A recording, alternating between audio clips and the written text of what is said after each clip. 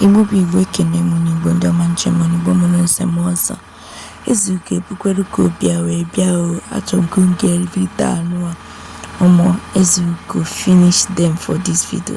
Ọ bụ na ị ga-eche video share all the very important comment on notification gị agaziri m nene Don power nnukwu mmadụ. Ụmụnne m share this video. Ebudon nnukwu mmadụ. Nwaikuku keri ife na-achụ ọsọ. It is still too early to start running. Even Prince Israel for the past 2 days he has not posted.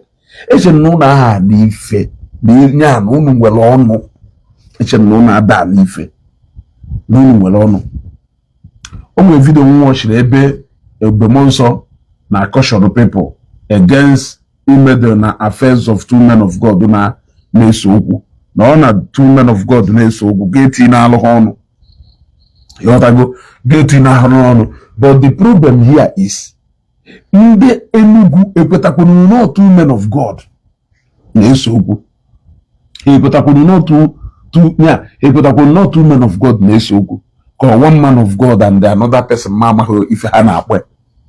That is the question. Ekwetakwunu na man of God na bụ na-eso okwu. And moreover, Monso is a man I love so much and I respect him so much, but men of God should desist from ekwuruni na ekwu. It is not telling good to the body of Christ.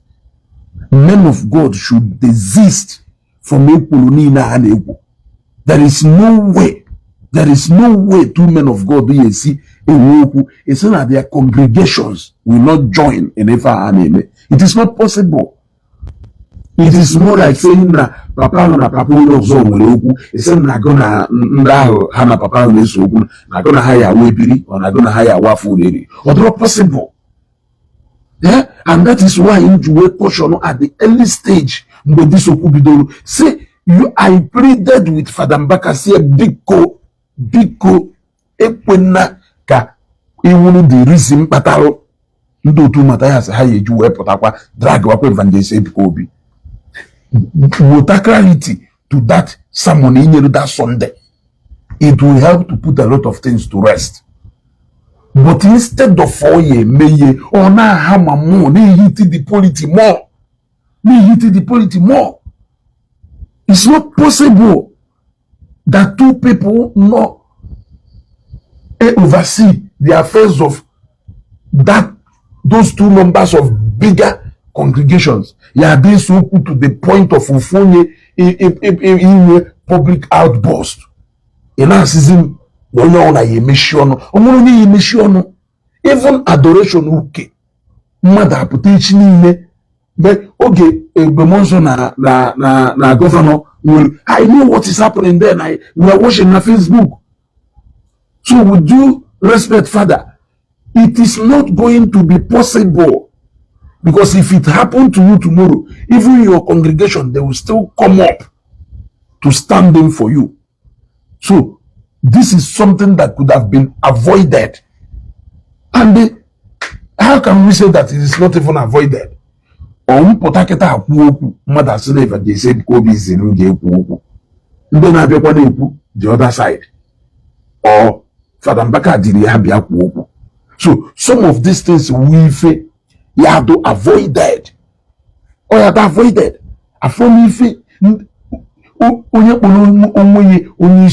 And moreover, onye ya wacha sinechiri yechi yeju na-ekwu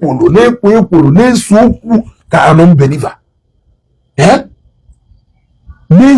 Ka unbeliever. It is even understandable. Is a Catholic brother. What of somebody do ordained? Can't you live by example? Can't you live by example? Even in that, we need to call a spade a spade. We need to call a spade a spade.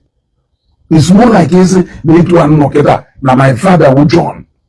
Papa nke wo Emeka. Papa mo John na papa wo Emeka. To the point that na papa wo Emeka do too confrontational to papa me memeshonu makuko ọkpa unu ndị a na-enejere anyị enejelu ụkwara ife unu mere anyị eme ụkwara unu nwawu ndị ọzụzụ atụrụ ahụ unu nwawu ndị Chineke raja anyị tinye unu n'aka eji wee sị na nwa ewu na-ata agbụ nwa ya na-emerụ ya anya. Who has played maturity in all this? Evangelist Kobi. He has never addressed Father Mbaka in all this, not to even talk of mentioning his name. Yeah?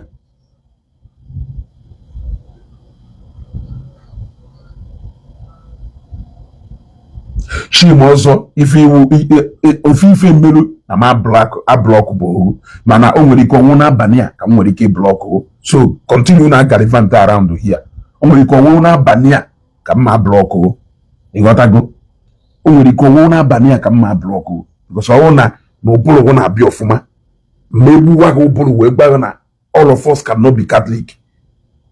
If I'm a Zionite and I'm not a Catholic, Ngoma was a Catholic and ask him Namaya I insult your Reverend Father. Who told you that Namu? Am I a Catholic? One simple thing, the only way we can unify is respect my own spiritual father. Let me respect your own. You have just said that I'm not a Catholic. Must all of us be Catholic? Bishop Oyedepo je pariaye. Jeku Bishop Oyedepo. Mo wi jeku Bishop Ejike Mbaka. Pastor Ejike Mbaka. Ije paria Pastor Ejike Mbaka. Owo na ndị Rima kwugarizi okwu egba ha na ha Catholic. How can they insult your own Reverend Father? You have agreed that they are not Catholic. So that belief how you see your Reverend Father is not the way they see him. Who they see as that your Reverend Father is that their pastor, who Pastor Ejike Mbaka. Yes, the same thing with me. If I am a Zionite and I see Evangelist Kobi as my spiritual director, he is the one who including my Anglican priest, who I can nafu etwa isi afu father ga. Kelu kayesi will unify that respect. It is that mutual respect in Nakuzi. Respect my own so that I can respect your own. Yes, respect your own so that I can respect my own. You know na Catholic ha nwere ndị a na-akpọ Levi ka ọgụnụ. Ndị ahụ ndị ha na-afụ ka ndị sifa. Yes. Ịpụtazi na-abụ onye Catholic onye Sabbath egwu ha atọ ga-ebịa kparịa fada. But if you disrespect a Levi ọkpọrọ a leader, you are disrespecting him. Kelu ka anyị esi wee kọwala ụlọ ife a wee ghọta. It is very clear that Zion has become a non-denominational congregation. Even the Pentecostals ebe a esoro ya aka ife ya na-akọ Catholic jikwosi Catholic ji ghara ise. Enwere ndị na-eje Methodist there. Esoro ya akọ na esoro believe na that your Catholic belief. Mụnwa onye Anglican for instance. Esoro ngu believe na ife ahụ esoro nga glosary nke ahụ ụlọ ka ọ dị ọrụ. Ịghọtago? Kelu ka ihe esi wee reconcile all this interest is for you to respect that man I respect so much. Respect that man. Yeah? I respect that much. You want to go? Respect that man I respect so much. If you choose not to respect him, Alpha and Omega will not get any of my respect. You want to go? In fact, I will disrespect him over and over again before you. That is the only way you make sense. You make sense. You want to go? You make sense. Okay, Shino Biozo, you have overstayed your welcome. Have a nice day from this page. When you eventually open another, I think you are becoming more of Iberibe now. Blocked. Block Shimo Biozo. Dalo. Have a nice day. Iberibe had to go too much. It's obvious no for the moon I even at a sense. And no matter how Anna try to impact your sense in this on how I got there. You think Jeku jekwu onye winners ijegwe na Fada Mbaka awụ nga iwe kparịa onye depọ ka ọ kparịa bishọp Joseph ịmara na akparịa onye depọ ka ọ kparịa bishọp Okiyahọ. So all this, I am not a Catholic, I'm not a Catholic. Kawa Catholic, you can kawa my Anglican. Nevertheless, Evangelist Kobi na run a non-denominational congregation where people from Catholic, people from Anglican. He has become a man at the center of so many denominations. People who don't even understand what your doctrine as Catholic means. But yet I belong to that congregation. How are you going to accommodate me? Since you have seen that Namu will regard and respect for that man, that I respect that man, that I see that man as my spiritual father, you need to respect him. You need to respect him. For if you don't respect him, only guy in a half an adoration. I don't even follow their programs. Yes, but I follow Zion program. Hello?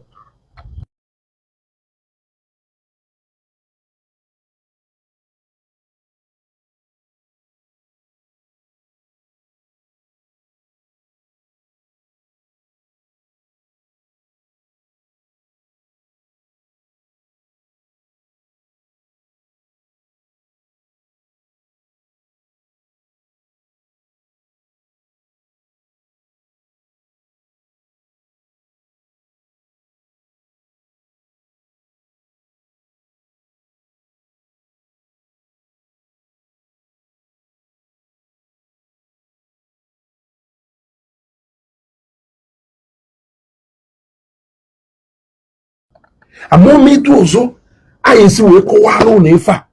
When I wrote, always trying to show us that superiority of a Reverend Father. It doesn't work here. I am not a Catholic, for God's sake. All those doctrines I don't know about it. The only thing I know is that Evangelist Kobi is my spiritual father. And if you disrespect him, I won't even care to disrespect anybody who hold in high esteem. Because I wouldn't know why. Maybe I don't know. Even on my own Anglican faith, which you don't know, and you may not even care to know. Can you fit batalo na yaye respect to mwaye? It's called mutual respect. It's more like saying na papa wo kochuku, papa wo a businessman, papa meka wo bishop. So because na papa meka bishop, papa wo kochuku, papa wo a businessman. Is that a reason why Nwa bishop will disrespect my father? Ndezi ipo say na nna wo bishop. Nwa wo kochuku a disrespect ya my father. Ndezi ipo say na nna wo kochuku. Why made you a barrier? So you don't know that in Ifa your father will to you, can my father will to me. And Ifa that your bishop of your father will to you, can my father will a businessman will to me. Is that worse? If nwa dangote will to omwe, can my father will to me? It doesn't matter whether no go dangote ko no. It doesn't matter. Ongu wonye na regard na uno the private jet efe. My dad in what the best can consider here. Mana, if you see my father, respect him. When I see your own father, I respect him. Carry here to her. Because share this video, click on like and love. They are tampering with this video. They are tampering with this video. Share this video, click on like and love. Click on like and love.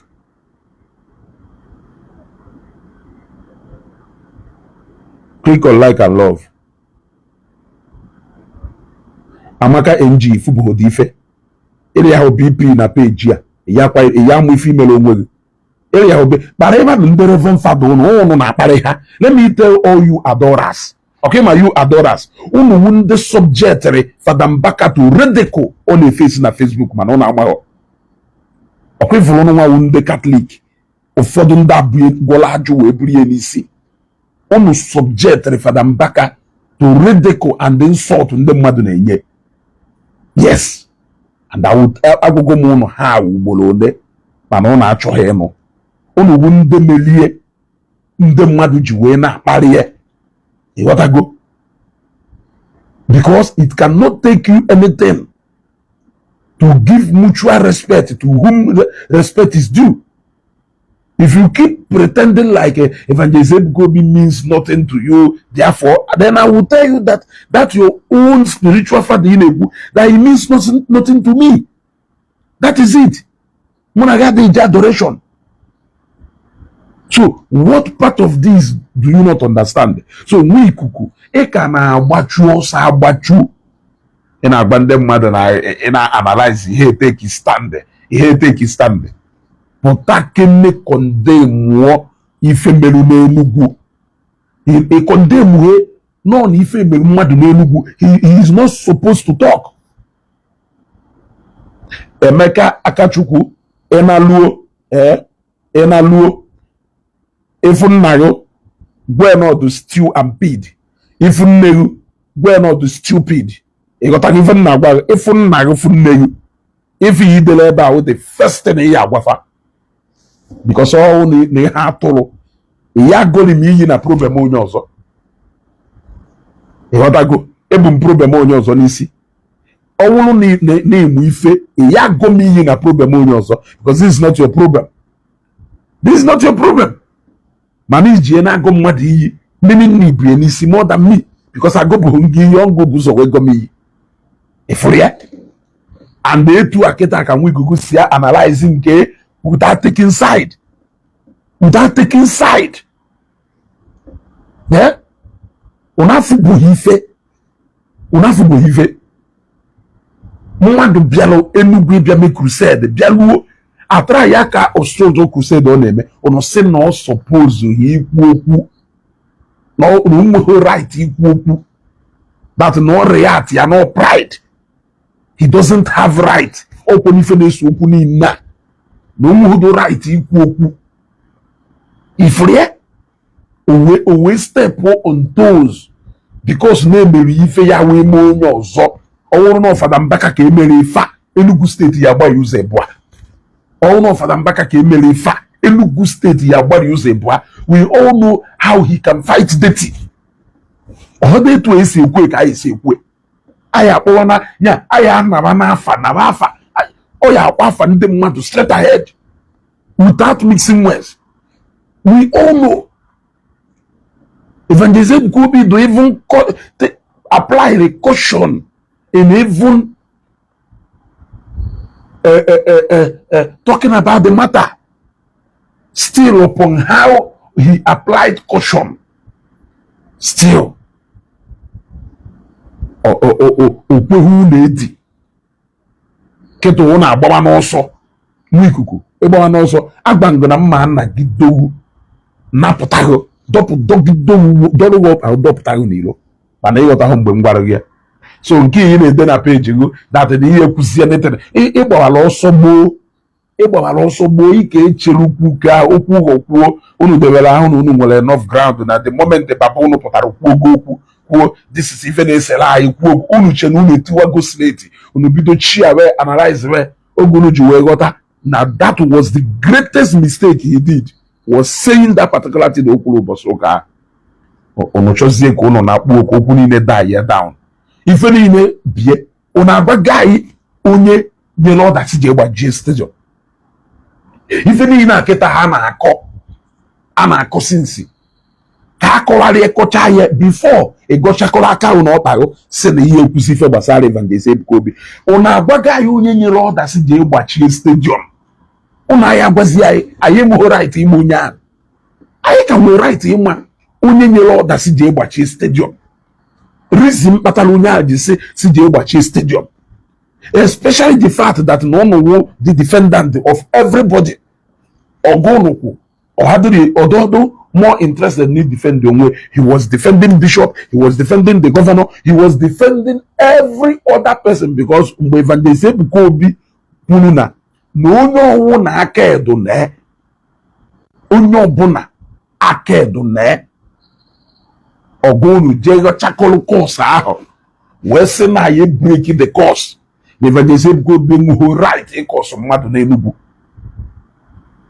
we jo say aka ya odu na o woro na aka ya do na kiri ifo na adulu worried with okwu ekwuru akpọ mmadu afa na ikwe ife kwuru wu onye ọbụla aka ya do na ye okwu si achokwu so itie nwata ife esie nye ebe na akwa itie nwata ife esie nye ebe na akwa if from your metal you have a prophet but you couldn't see who others are closing of the place, shame on you. The same thing your own prophet Jehovah na ihe do hakim eti Jehovah di ife we buri ihe do hakim pugari we benine kabari mamas. Yes, the same way your own Alpha and Omega Father Mbaka Jehovah we fo na ihe do hakim eti Jehovah di ife we pugari ihe do hakim no tri Father ife kabari mamas maybe ife ni only to later find out after the Jews say Father no way Father we go na me hear the hakimeti go ife why na o kpere ka ndị mmụọ gosi ya ihe dị hakimeti of Father ife dala o kari ihe tu ahụ ikpo evangelist ebuko be fake, you are fake mụnwa wezugo na ekwe Father Mbaka ikpo evangelist ebuko be fake, you are fake. Ipo arrange master, you are the master of all arrange. Ipo no nebu fake amuma, you are the master of all fake prophecies. Every single thing they accuse Rev Kobe of doing, you are the grand master of them all. Okari hetu aho. Okari hetu aho. Yes. Oh yes. Okari hetu aho. This is why Ogo imuno jiwe jonjo ogo imuno jolonjo. Reason why jiwe jonjo is because these are two people who name similar things. You got to go? Igbo channels. These are two people who name similar things with criticism coming from outside. Now one person knock at her shows the coach change area go to the kayasina no nke ni wazo kwa koyi. Or name that that you are indirectly confirming to other people that Nankeru does do the real. Because you cannot prove to us that Nankeru do real and Nankeru also do fake. You cannot do that. Ejike Nwaikuku na nwapụta ịbịa kwugheri ume osu nwere oni kwuokwu no ni una agbazi n'ọsọ onwere need n'ụnụ na-agba ọsọ ụna ya abịa nyocha nsị ukwu ehetu a ayi ekpogido nsi akwụchasị chance ọnụ nyụrụ before ewe hapụ ụnụ ayi echerukwa ụnụ wee mara na ayi ekpokwa nsi ọzọ na ya anyụkwa nsi ọzọ ịghọtago ayi echerukwa ụnụ wee mara na ya anyụkwa nsi ọzọ mana nke ụnụ na anyụna ayi ekpuchasị kpocha ihe were mmiri sebe ahụ ayi anọrụkwa wenenebe ịghọtago. So go nwee gba ọsọ kịta you are checking out ị na-agba ọsọ mgbe nwere onye na-achụ because unu fụrụ na game over atụtụkọrọ ife niile atụtụkọ na broadcast mere ụbọchị ya na onwere ife aka na-ezo ezo onwere ife aka na-ezo ezo atụtụrụ okwu niile atụtụ ịghọtago na amịgharị mmadụ ekwukwe okwu mmadụ ma wụkwa a coward ịghọtago ma wụkwa a coward. I can't be a coward at this particular age. Na-epiogharị na-alụgharị ka agwọ while you are doing the most damage. Na-alụgharị ka agwọ, you are trying to analyze. Nwaikuku page is a page that analyze things that deceive onwe you. The highest eziokwu mmadụ ya eme n'ụwa wee eziokwu nke gbara onwe gị. The highest eziokwu ya agwa onwe gị n'ụwa wee eziokwu nke gbara onwe gị. Because you know you are taking side in the analysis ị na-eme. You are taking side, but you are pretending that was the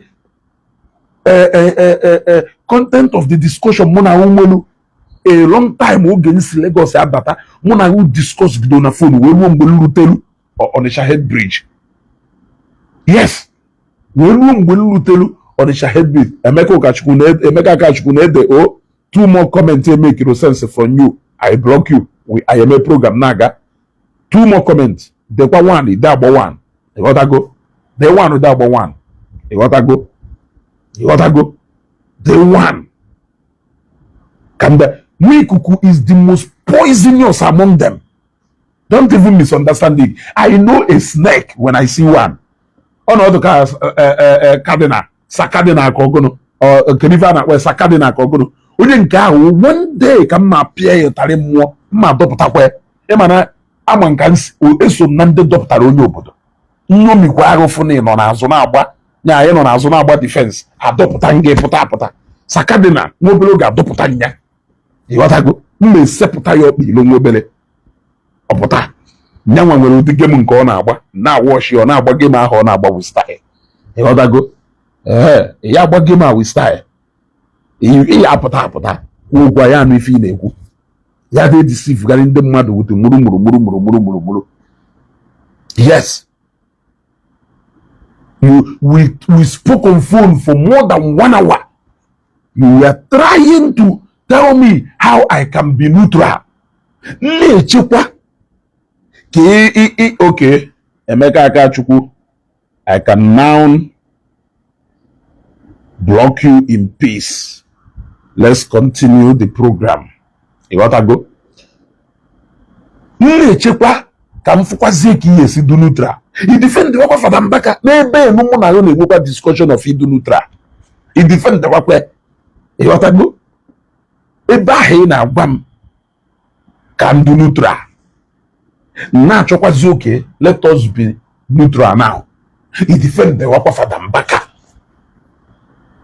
Meaning that if you no kono silence ya everybody kono we fiaga nwano ziobi ka okwuru kono rie kono we bata supremacy of father na bishop or work ho kono bata propaganda of Catholic Church and obedience or work ho onwe buho propaganda no ebutabo kono we meye ko do inferior but video play no bosia ko ogunu no na agwunu unu ekwekwana ka mmadụ mee unu ka unu dụka outcast ka unu na-afụ onwe unu ka lesser Catholics because of ọkpụkpa a na-akpa ye because of persecution ọ na-efesi even within the Catholic Church o wee si unu nwa ndị na-abịa adoration unu ekwekwana ka mmadụ mee unu ka unu na-afụ onwe unu ka lesser Catholics.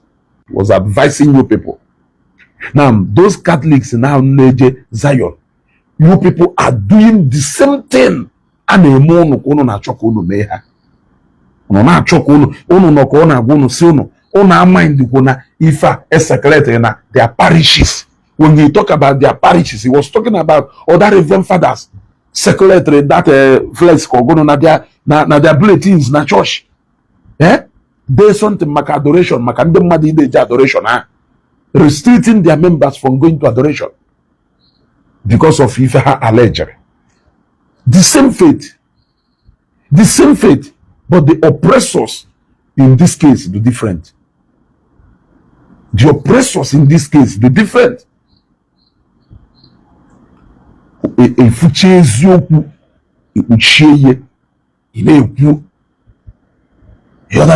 You once told me about your page being neutral.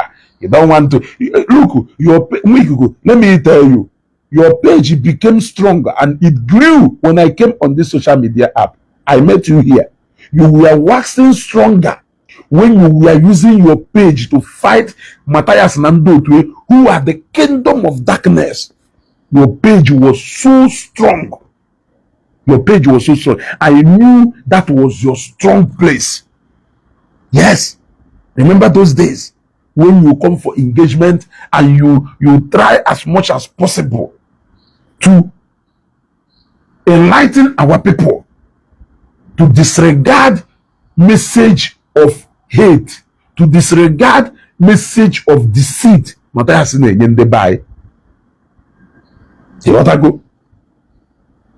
to to disregard them. Page Gune grew then. You know, got decide there after the case of Father Mbaka. Na Evangelist Ebuka Bidoro. You shows, yeah, you will receive because of you. Okay. We soon oko. I know Chukwu bụ ike batara obi na agwakwanụ m ama m anya emere ene mara anya alọrọ alọ. Ama m anya emere ene mara anya alọrọ alọ. Ịghọtago? Ọ na-efuru na he can now in fact ọ na-collaborate with all those people ọma na ha ncha niile na ọdụ ka awụ enemy of Zion, including Governor Eziokwu and the whole of them. They all became his friends, forcing friends ya na force. Iwe wuru because na Evangelist Ebuka Obi na Father Mbaka nwere issue. Wee wuru maka wee ghalịpụ n'ebe God planted who stand between this gap. Make sure that my people esile baba. Iwe wuru because of iwe okay. We soon you lost your originality. I remember when you told me that na mbibido ekwusere n'ichozi ide take side of Ndoka or side of Nda, that your page grew from 50 or 60 into almost 100. Since then, Gunumezie, the page is almost dormant now. Nothing is happening there. Page is more like no wamu. Nothing is happening there. You have lost your voice. You lost your originality. You lost whom you are. Unada jumu na ajuju. Onu na jumu na ajuju. Iya ama na ebata ife onwere ife melugu iji wee dị ike na Facebook. Never lose that area of your strength. Yes, I know why I am here on social media. I can be doing other things in there, but I have to focus on that area. Even specialized. If you need to go to na Facebook, Meta AI, Joe, who is Ezugo, Global TV. If you Meta AI, Ezugo, they know gap even no at this social media, whereas I am doing other things. They know. No, that controversy, bachachala, may deceive them mother. Ezugo puta, or while ye in a simpler form. Ewote oyabo bujuganya iwe male ebe yawo ekele olu eke etu aka many of you we lose their area of strength because of one nonsense or the other, because of na Evangelist Ebuka Obi na Father Mbaka nwere okwu. If not reason patalo meji bidozie compliment wa message matayase ya, is not enough reason meji meweze hanky panky with ndị man are gonna him hold the same idea. In as much as I still confront them back to back. Even when video mademe like Obosin Meluha video maka na ya dalu noka. Nelu noka ahinda for development and employment. Ejike Father Mbaka we maro hard. I told them una mama done or employ na akwarafa you God, akwarafa water. I even talked about the German partners Nyana Hachoro can pay 500 bed capacity. I still use him to give example till tomorrow. Eba yekukokuno ane kukokuwa. Maybe because of Nagunu Melo. Abagarizim size namaye. You will lose yourself, and before you discover yourself again. Oya don't problem. Isho mepe Ikechukwu TV. Isho mepe Dike TV. Isho mepe Akachukwu TV. The fact is that you have lost your glory. This is not who you are. You have lost whom you are. Your power, you have lost it at the altar of sentiment. Yeah? At the altar of sentiment. For me, what I am doing is not that I'm keeping malice with Father Mbaka, but rather, you have never for one day heard me say that he's doing RNG. Jorite Nwago no say na Evangelist Ebuka Obi na eme RNG. Manu nya na eme manu na emekwa RNG because na Matthias ha oge the master of RNG. But You have never heard me any day go and bring that video. Father Mbaka na marriage. I've never done that. Reason is because I know that my God is a miracle working God. He can do that miracle in adoration Enugu. He can do that miracle in adoration Uke. He can do that miracle in Odomiri. He can do that miracle in Okunerere. He can do that miracle anywhere and give Pastor Paul Idencha. So I don't have to come against that word or contest between Matthias and the Aiwan, being that they are coming after miracle as if miracle does not exist. You cannot afford to go and complement that message, because it's more like you are now proving to them that Onyaka Father Mbaka ji wee wolu iwe oke wee chọọ ka o si unu ọkụ nji wee si unu na because of the hate cockroach nwelu ebe mosquito no o wee je n'ịtụ akwụkwọ wee je tere insecticide. You even have to say that no ineneche ụfọdụ ife Matthias na-ekwu na ụfọdụ ife ọ na-ekwu bụ eziokwu wee jụọ ha ajụjụ wee sịgo kelu ife ya kelu part of okwu ndị ọ na-ekwu eziokwu ọ ndị okwu against you ka ndị okwu against ndị ọzọ kelu nke eziokwu anyị ekwe. You guys are losing yourselves because you are becoming too emotional. If I had should not make you to shift your ground one bit. Yes, if I had should not make you can your faith shift your ground one bit. Otherwise, you are indirectly destroying yourself. You think you are destroying another person. If you make Matthias to eventually have a confidence that miracle does not exist, what it means is that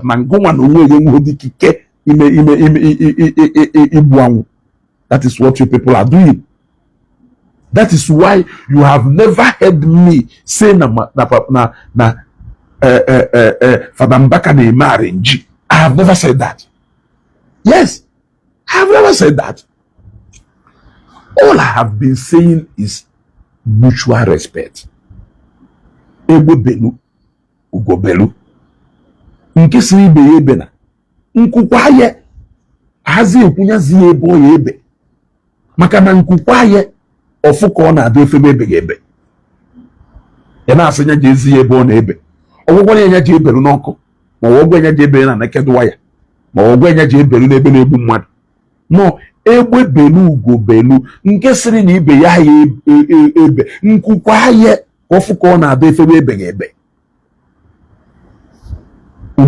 Because of evangelism, we change a message you mean Monday father no for we change a message you know because of evangelism we cut us a miracle and a na Zion. Emorozi na cut miracle and a na Zion. Na cut miracle nka na eme na ebe ngwano. Yes. Ina koto kwa miracle nke a na-eme n'ebe ngụnwanụ. Afugo m ebe mmadụ fada kerafa ya fada ugwu na-akọwala anyị about the power done na Holy Sacrament. About power done na Holy Sacrament. Onye ka ị na-akọrọ ife a? According to your teaching, there is no power there. That is what your teaching is aiming at. Because you want to make people to believe that now evangelism could be more power to perform any miracle or this. But you are telling us that na power do na Holy Sacrament. Now you will reach through act of faith. Now about reality, physicalities, and the if a government is the reality. That no one government by the ma can no one need the mother Ejike ekpekpere. Or one government by the ma can need and reason mother Eji when na take Holy Communion. Go where the ma go where no chaye. Can if mother Eji take Holy Communion? Take time, take serious time. You people are losing it. You guys are fast becoming end-time prophet. Look at Father Mbaka na Gonzo Moye Baye da Wazi Mataya Seha na Nyanwe believe only na prayer. For real, that you don't believe only in prayers, that you also believe in physical. No nwere nke ya we nene ndị ọzọ wu ekpere ka ha na-edi na aṅụ ya aṅụ. Yeah? You are trying to recruit all quarters, thereby reducing the potency of that power in you. Only till no confusion ni na n'ime evangelist Ebuka Obi. What of one happen ye mere nke unu na-eme? And back in a great record. In fact, evangelist Ebuka Obi kwuru na n'ihu ye na n'anya ye na obolo okuko ebe ka okporo. That na onye ngwolo gali ije n'ihu ye. Na onye ngwolo gali ije n'ihu ye mgbe bịara crusade ka ogono. Ni na-ekpe ekpere onye ngwolo gi ije. He said that. Na many ndị nwụrụ anwụ ebiligo. Say, Father Mbaka pele ndị nwụrụ anwụ bilie n'ọnwụ. That is, he is not even giving all those praises to you, but rather, he's trying to show people that our God is still in the business of doing miracles.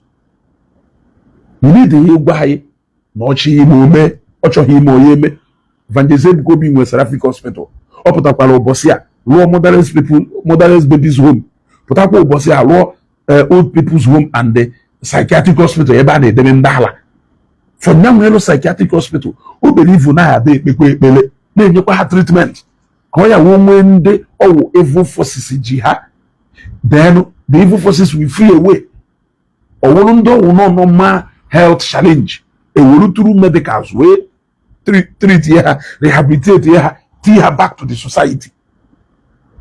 So you don't need to say it because this is what we all already know. And that is why Catholic Church, hospitals, Anglican churches, hospitals, hardly a Pentecostal church in hospital.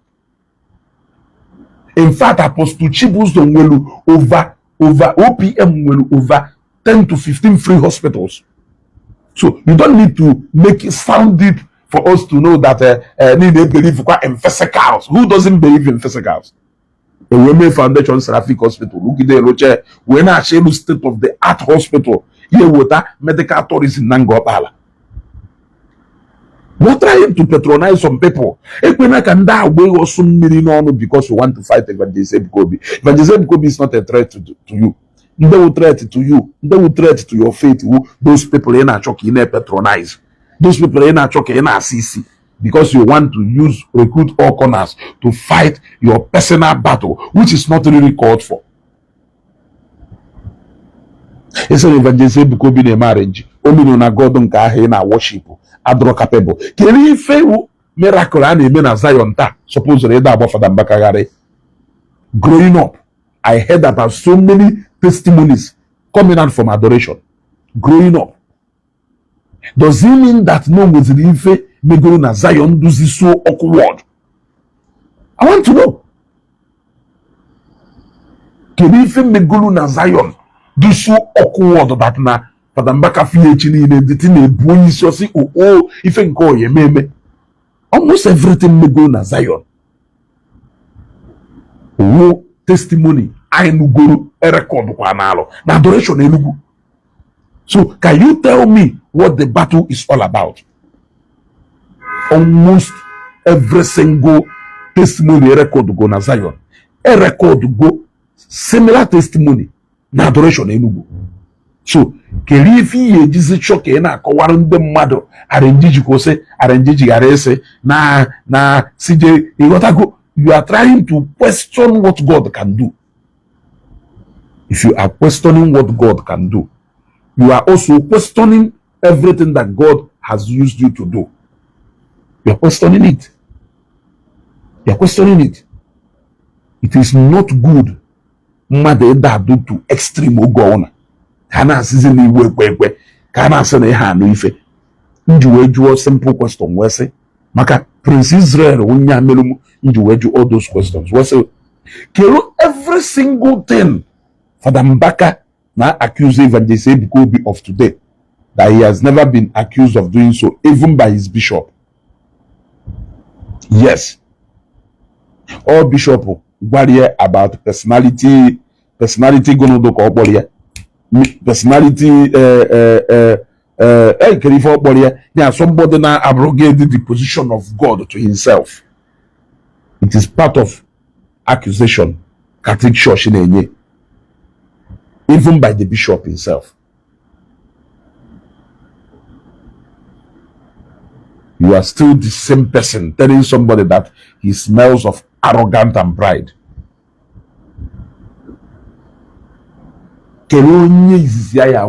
One attribute or if he will keep about Father Mbaka or about arrogance and pride. But the arrogant n'ime Chineke. But yeah, personality cult. Thank you. Personality cult. That's what they say. What does it mean? Personality cult. What does it mean? Can you mean? This is you. Then they now talk about disobedience to the authority. Then Nyakanjuwe played by himself, where he was challenging the authority of the bishop and other clergymen. What do you call that? What do you call that? Kill every single thing in that video play represent exactly what is happening between Evangelist Ebuka Nyanwa and the so many priests in Ashua today. This on a money go or so oba she if you get book one that oba you get book on that oba because you are still fighting that battle low key even among your fellow priests. Ni the Catholic Church. You know how you feel when they gang up and conspire against you. When you will malo if Evangelist Ebuka be na pass it through now all the conspiracies na go on about him. Ejike Nwaikuku ha gbasta nwere ife unu na mmadụ na-azọ nwere onye na-eji challenge Father Mbaka if not that no unu na-achọ ka unu bilitụrụ Evangelist Ebuka nwegwe unu na ya bilitụrụ nwe. We can respect Father Mbaka and respect Evangelist Ebuka. We will not lose anything if we respect both of them and respect the gift God will have. Yes. That is why you in the video, if you will say, Owolona title of prophet and evangelist Donafa, Evangelist Ebuka. Atasha ni no na akwe. Ona pozina Ebuka. Ona pozina Ebuka na mkoba Mbaka. Kamilu Ejike Mbaka. Ona ya like it. Ona ya like it can attach the title of that father. Ona ya can attach here. Mana unu ya amachi eziokwu una na-twist ye nwa onye ife a na-azọ ọwụrụ na onye ngwọrọ gara ije na adoration Enugu ọwụrụ na onye kpuru isi fụrụ ụzọ na Zion Ministry Lagos ọhụrụ Father Mbaka ma wee buga ka otuto na-agala onye otuto na-agala wu Chineke onye otuto na-agala wu Chineke. Na God you are also limiting the power of God. You are limiting the power of God by saying that God cannot do this. Is it the same God that you are saying that he cannot do this thing here? Is it the same God that has done it in your own place? Only can you mutual respect.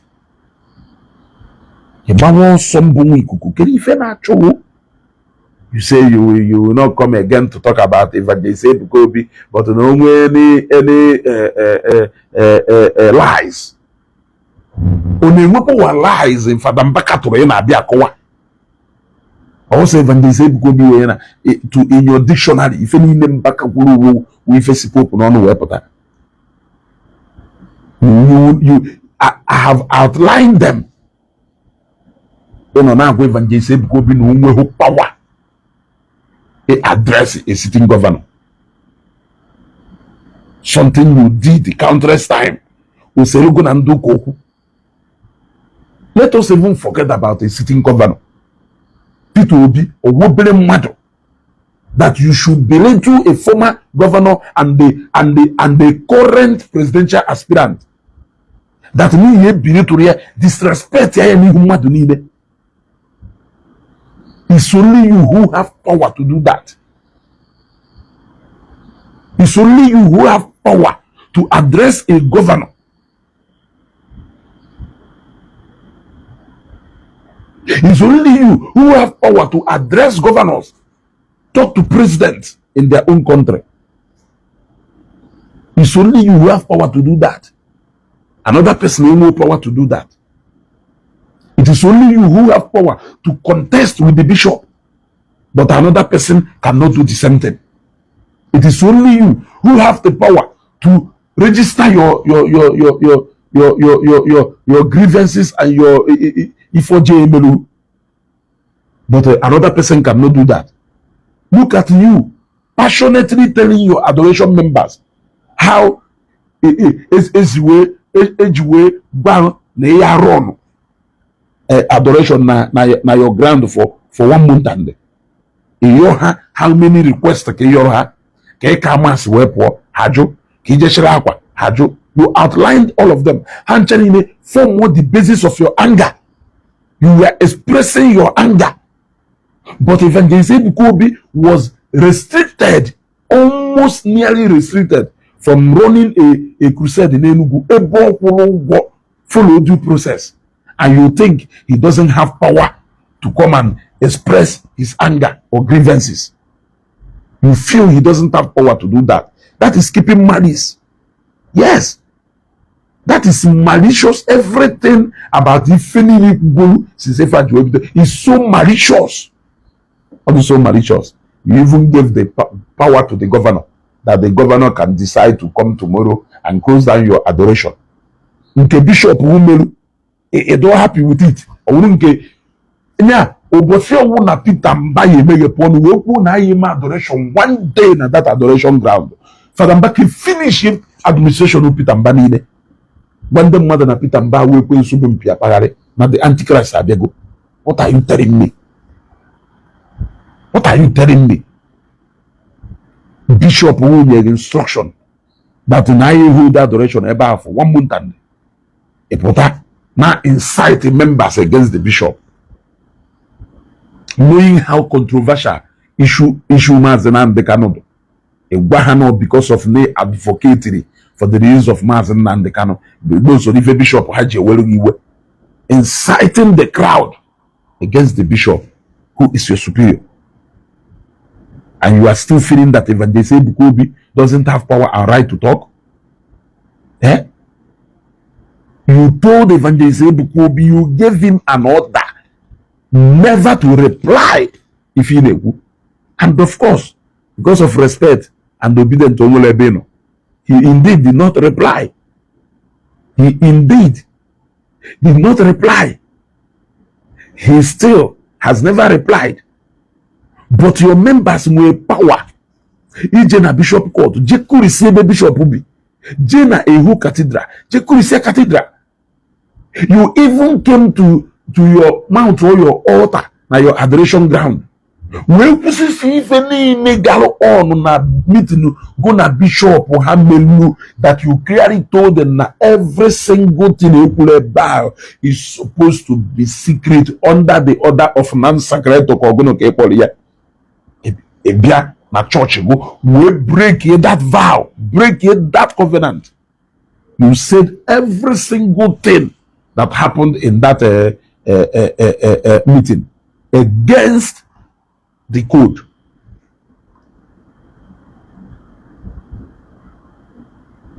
Manani ekuye odoka ya se ife ni na ha agbasa hom. Ife ni na agbasa hom. Ebe de ten no we gbasa mo.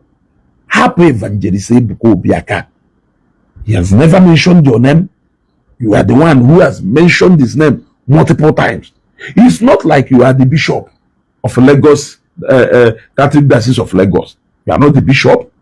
You don't have any superior position. Na ministry ya Zion. I don't know why you should feel like you must be cautioning him and he must be accepting if he by fire by force. Accept to don't get Bishop Ogwaro. You were told to apologize to Peter Obi more than how many times? You did that apology more than 2 times, and it was apology stroke threat. In fact, you even made it clear that you are doing this apology because you were compelled to do so. That is pride and disobedience to the authority. Yes. Oh, yes. Eh? So, mutual respect. I keep saying that. That is what I have in my dictionary. Mutual respect. Nnukwu kwanyere obere ugwu ka obere kwanyere nnukwu ugwu. Ọ karịa ihe etu ahụ. Efu n'ụwa na-atọ ụtọ. Mana audacity mmadụ na-eji wee na-asị m na ya na-akọla abụmọnụ akụsị onwe m. N'ọlụkwakwa ebe ahụ na-asị m na m na-akọla abụmọnụ akụsị onwe m na-akparịkwa evangelist Ebuka Obi.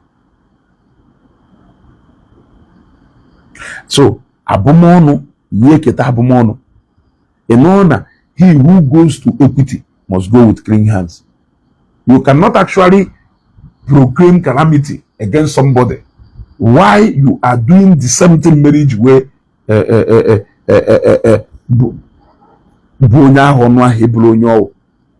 it's not possible. It can never happen now. Yes, it can never happen. He who goes to equity must go with clean hands.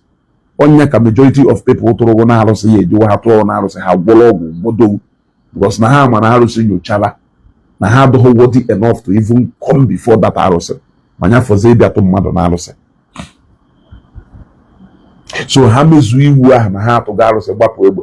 Ejezie gwọrọ ọgwụ. Woruzie amụma na egbe igbe wee so.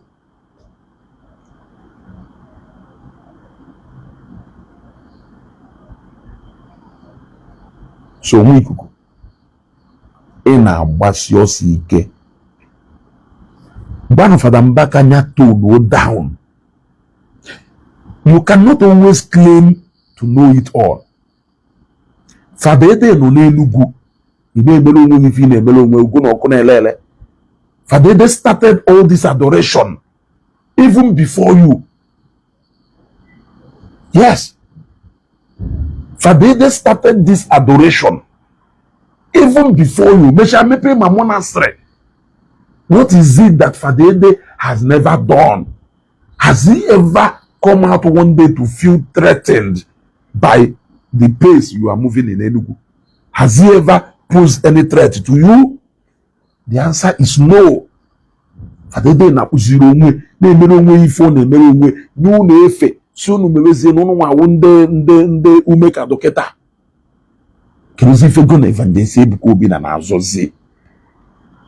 Kezi ife go na evangelist Ebuka Obi na na-azọzi ihe ejikwe ka love lead ye.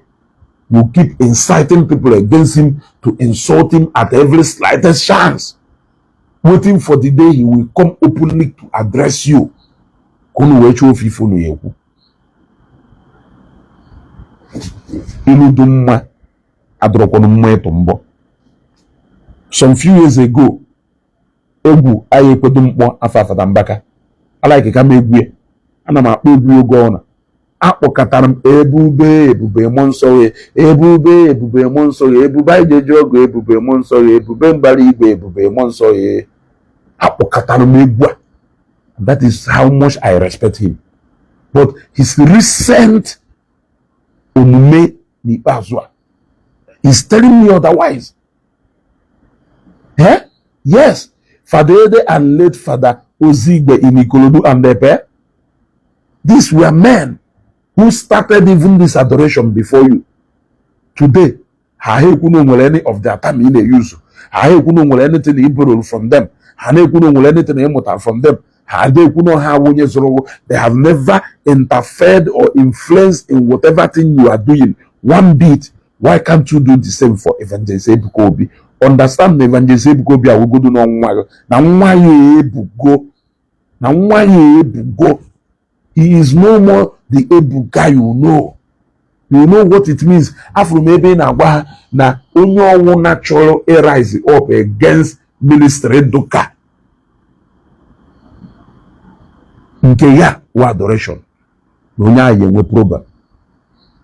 Have you bothered about millions of people God will continue evangelist Ebuka Obinaka? Have you ever bothered about them? If you have ever bothered about them, you will feel like evangelist Ebuka is just an ordinary person. Because a man who is the head of his family of 1 wife and 5 children is a soldier in his family. Ibatabe you no authority, no instruction, or beg or will say somebody, millions of people. Among those millions of people are captains of industries, people that wield political power and influence, people of different calibers. That is a man you want to reduce to a mere Ebuka.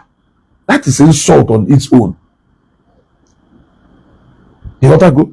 So, Nwaikuku, in a bachu, you run, you go nowhere. You go nowhere. We will all sit and talk about Evangelist Ebuka and Father Mbaka. Yes, we will all sit and talk about Evangelist Ebuka and Father Mbaka.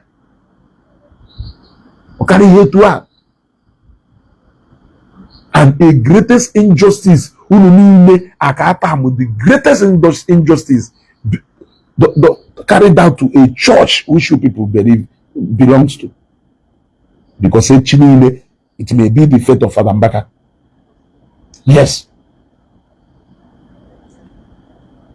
Stopping a church from holding a program in a facility, and it has been approved. None of you condemned it.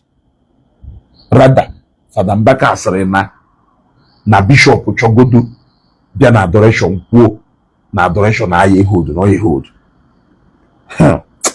Mari ifunu ne kutelo muno. Mari ifunu ne kutelo muno. Mbeje kulisi ma pure water factory ebube monso. Ama mi ife fiolo then. I know ama mi ife fiolo na social media then.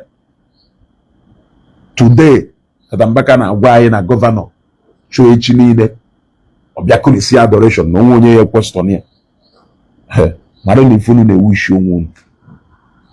Manu kwonu ifunu na wish onwu simply because no chọrọ ikwu ekwolo. When they say because we go na police na the talks bịa na hotel ya. You go no na reduce Enugu state to a state of toggery. Even they say Gobi I suppose here on a hotel. Onye gwa no ya no na hotel.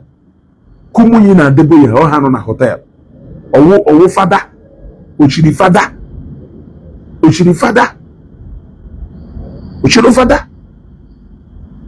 Why you region on a hotel not their program? Why you region on a hotel?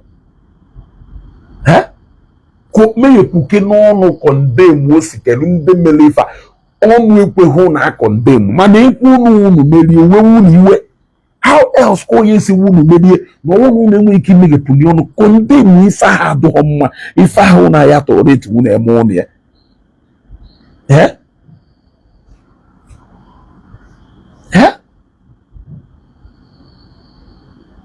Izuchukwu Joshua de meme feni na oka na aka akoko wewo Evangelist Ebuka bi jela Abuja o de visit the president ko je fo FCT minister o de fo bishop de in charge eba ko je ngo bala o je fo bishop do in charge of that area feni na wo badadash ko feni na wo story akoko ndembu ka na ekwu ko wewo na ekwu okwu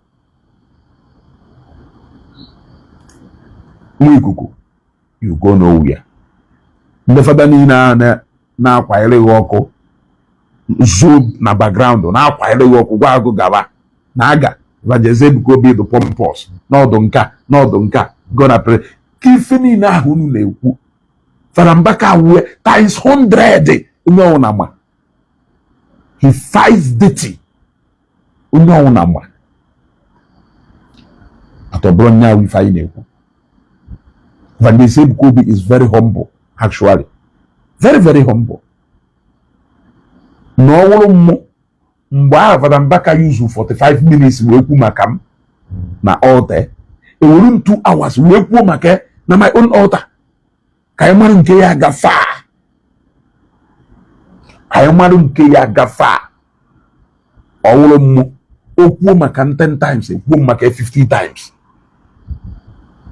Onye kan jise wona Evangelist Ebuka Obi the humble. Or the humble. Chineke ụlọ aka edozi okwu a achifon